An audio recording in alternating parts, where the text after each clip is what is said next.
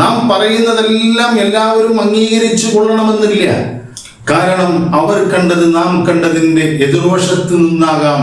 നാം കാണാത്ത പലതും അപ്പുറത്തു നിന്ന് നോക്കുമ്പോൾ അവരുടെ ശരി എന്ന ഭാഷ്യത്തെ നീതീകരിക്കുന്ന ഒരുപാട് കാര്യങ്ങൾ അപ്പുറത്തു നിന്ന് നോക്കുമ്പോൾ അവർക്ക് കാണാൻ സാധിച്ചെന്ന് വരും. അതുകൊണ്ട് തന്നെ ഞാനാണ് എല്ലാ വിഷയത്തിലും ശരി എന്ന ധാരണ നാം ഒഴിവാക്കുക.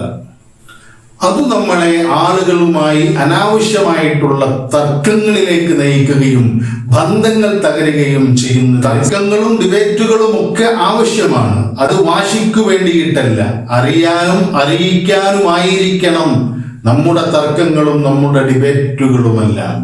നമ്മുടെ ആശയങ്ങളെ മറ്റുള്ളവർക്ക് പകർന്നു നൽകാനാവണം സംവാദങ്ങളെല്ലാം.